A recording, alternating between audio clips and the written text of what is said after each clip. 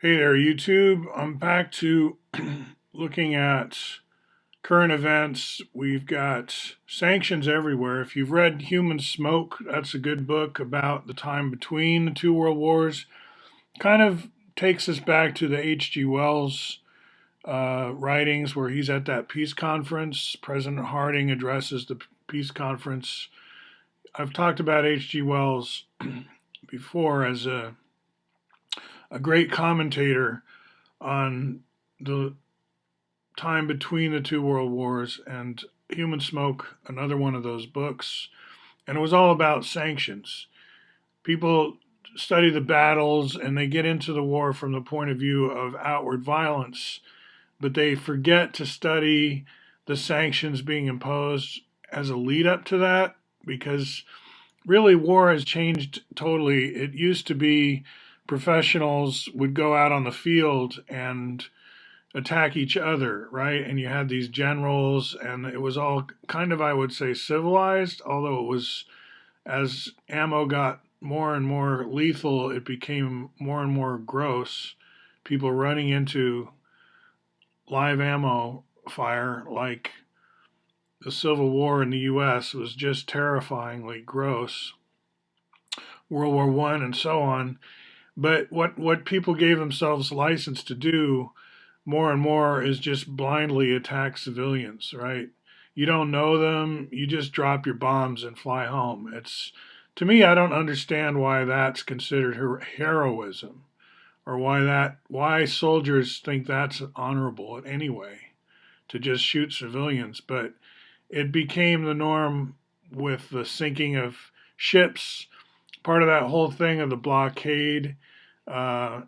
It's like the U-boats and all that. Let's sink the Lusitania, whatever.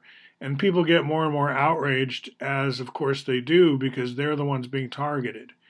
And to make war happen, you've got to enrage the civilians against each other. So that's what's been going on quite a bit.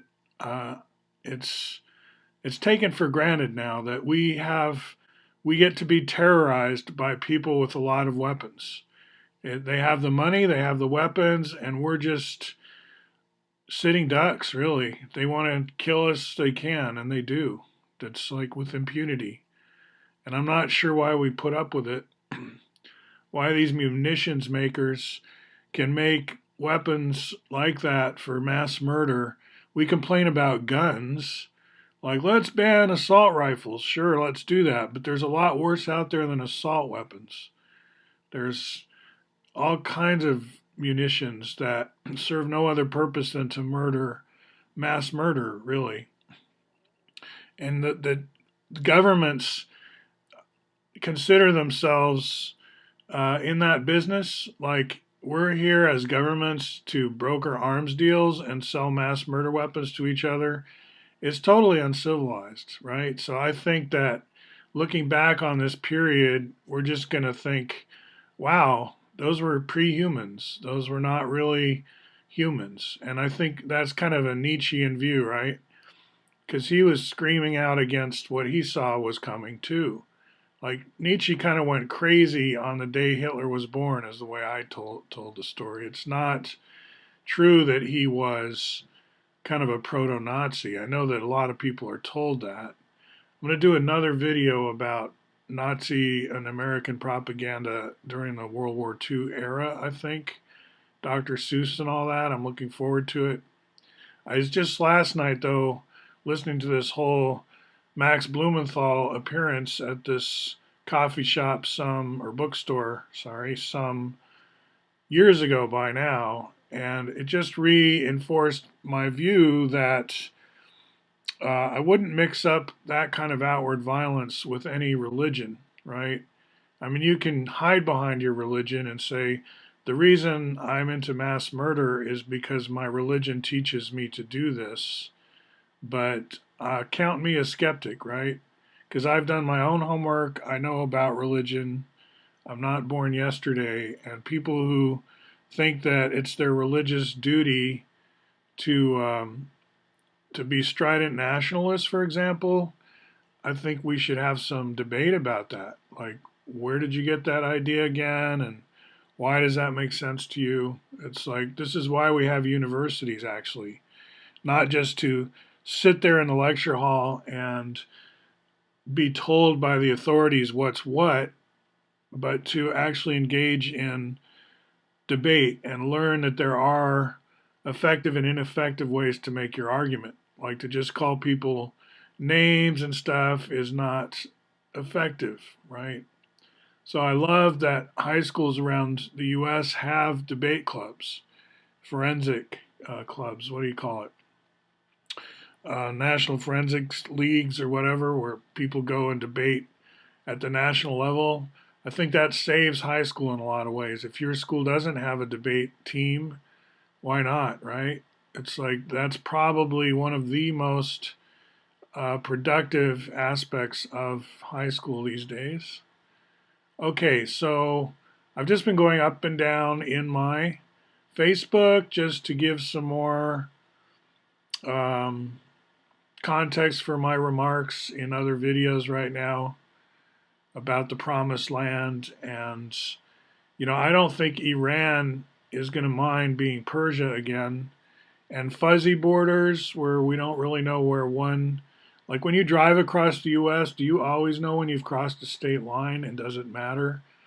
I find North Americans are a little bit selfish when they say, they're against open borders, and yet they enjoy open borders all the time. They can get in a car in California and drive all the way to New York and never once be stopped by customs or immigration. I call that open borders. And I don't blame other parts of the world wanting to have that same experience, not have to queue up for hours and hours to have somebody go through your stuff and tell you if you're allowed to go on or not and check your papers and blah, blah, blah.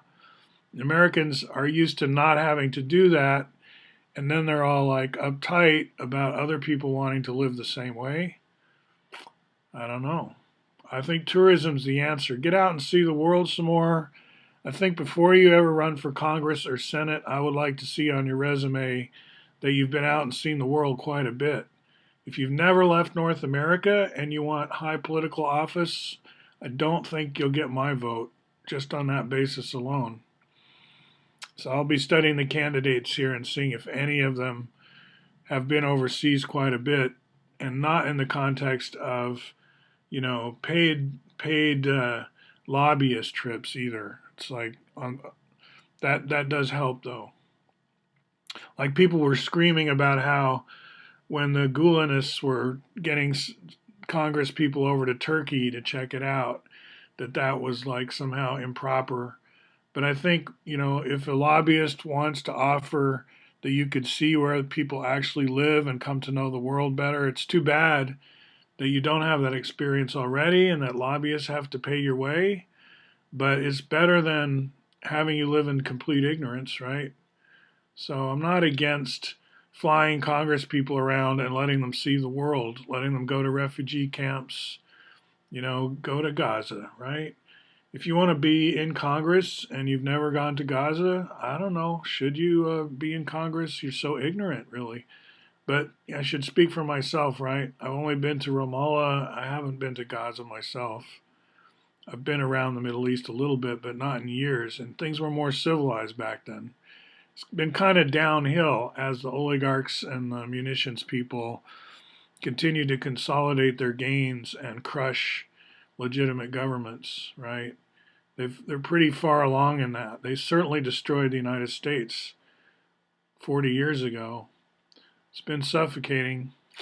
All right, talk to you later.